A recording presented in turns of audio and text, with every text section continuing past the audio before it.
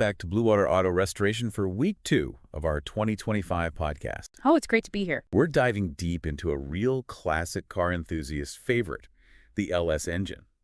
If you're thinking about an engine swap or just curious about what makes these engines so special, you've come to the right place. Yeah, these engines have really become iconic. Absolutely. We release new podcasts every Saturday morning, so tune in here for all your classic car news. Now, I know LS engine gets thrown around a lot, but it's actually a whole family of engines, and it gets a little complicated. Yeah, a little bit. That's why I've got expert speaker here to help us break it down. Absolutely. All right, so to kick things off, let's talk about that lineage. The LS is basically the grandchild of the original Chevy small block, right? You got it. The one they made over 100 million of. Over 100 million, yeah. Wow. But the LS was a clean sheet redesign. Only the connecting rod bearings and valve lifters were carried over from the older generation. Oh, wow. It was a pretty revolutionary move at the time. So why the big change? Were they trying to keep up with the Joneses, so to speak? You know, those European engines with all the fancy overhead cams were getting popular back then. Interestingly, no. GM actually stuck with the pushrod design for the LS, which surprised a lot of people. Really? Their reasoning was that the pushrod setup was simpler, more reliable, and could deliver the power they needed without adding a ton of complexity. Makes sense. Less to go wrong. Yeah. So for those of us who aren't gearheads, what are some of the hallmarks of these LS engines? What makes them stand out from the crowd? Well, one of the biggest things is the use of aluminum for the engine block and heads. This makes them significantly lighter than older engines that used iron, which translates to better performance. How much lighter are we talking? It varies depending on the specific engine, but the aluminum LS engines can be up to 50 pounds lighter than their iron counterparts. 50 pounds? Yeah, that's like taking a whole bag of dog food out of your car. And when it comes to performance, less weight equals more speed and better handling.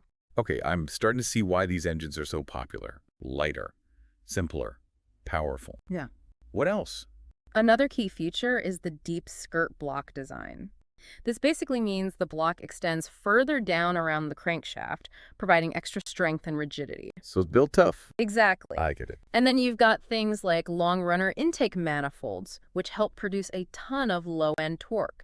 That's the kind of power that throws you back in your seat when you hit the gas, and it's perfect for getting those classic cars moving. I've heard those long runner manifolds also give the LS engines a really distinct sound. Absolutely. They contribute to that classic V8 rumble that so many enthusiasts love. Now, we can't talk about the LS family without mentioning the different generations. Can you give us a quick rundown of what makes each one special? Sure. The Gen 3rd LS1, which debuted in the 1997 Corvette, was a real game changer. It made over 345 horsepower, which was a huge jump from the previous generation small block, and it was significantly lighter. Yeah.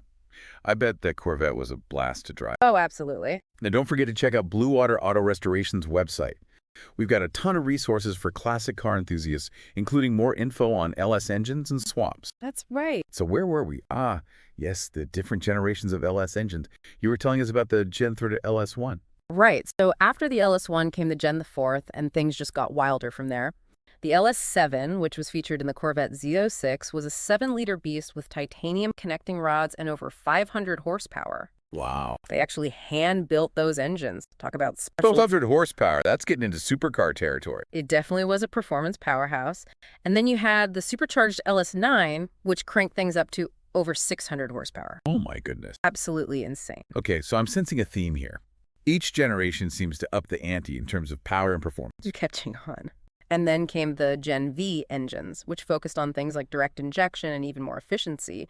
The LT4, for example, combined a supercharger with direct injection and cylinder deactivation. So it could be both a fuel sipper and a tire shredder. That's pretty impressive. It really was a remarkable feat of engineering. All right, so before we wrap up this first part of our LS deep dive, I have to ask, are there any common issues with these engines? Things people should be aware of if they're thinking about getting one?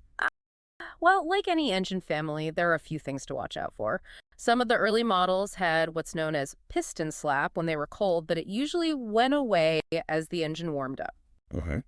Some of the Gen 3 5.3L engines had cylinder head problems, and there have been some issues with the lifters and engines that have active fuel management. So if you're buying a used LS engine, it's probably a good idea to get it checked out by a pro. Absolutely. It's always better to be safe than sorry, especially when you're dealing with a high-performance engine like the LS. Right. Good advice. Yeah. We'll be back with more on the LS engine after a short break. Okay. Don't go away. Sounds good. Yeah, I mean, a professional can really spot those potential issues before they become a problem. Now, we've talked a lot about performance, but let's just shift gears for a minute and talk practicality. Are these engines easy to work on? I mean, I'm no mechanic, but I like to tinker. You know, that's actually one of the things that makes the LS so appealing. They're relatively straightforward to work on, especially compared to some of those more complex overhead cam engines. So you're telling me even a DIYer like myself could Okay. potentially tackle some basic maintenance? With the right tools and resources, absolutely. There's a ton of information available online, and the LS engine bay is laid out in a way that makes it pretty user-friendly. That's music to my ears. Now, what about the aftermarket support? I imagine there are tons of parts and upgrades available for these engines. Oh, you are absolutely correct. The aftermarket support for LS engines is massive. You can find everything from mild performance upgrades like cold air intakes and exhaust systems to full-blown racing components like camshafts and cylinder heads. So you're saying there's an LS engine out there for pretty much any project, whether you're building a restomod, a hot rod, or even a performance truck or SUV. It really seems that way.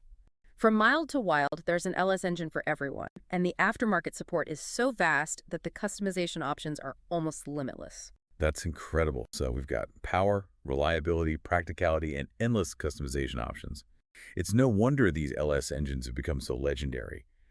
But what is it about them, do you think, that really cemented their place in automotive history? I mean, there are plenty of other powerful and reliable engines out there. That's a great question. I think it's the combination of all those factors, plus the fact that they're relatively affordable and easy to find. They've become the go-to engine swap for a reason. It's like they struck the perfect balance between performance, accessibility, and affordability. Exactly, and that's a rare combination to find. Before we move on to the final part of our LS engine deep dive, I wanted to remind everyone to check out the Bluewater Auto Restoration website for more classic car goodness. We've got a ton of resources, including more info on LS engines and swaps. It's a great resource for anyone who's passionate about classic cars.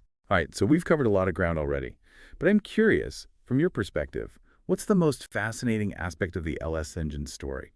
What really stands out to you? That's a tough one, but I think what's most fascinating is how GM took a classic design, the pushrod small block, and completely reinvented it for the modern era. They could have easily gone with a more complex overhead cam design, but they stuck with what they knew worked and managed to extract incredible performance from it. Yeah, it's a testament to the ingenuity of the engineers who designed it. Absolutely. And it's a reminder that sometimes the simplest solutions are the best. So for someone who might be on the fence about an LS swap, what would you say to convince them? What's the ultimate selling point?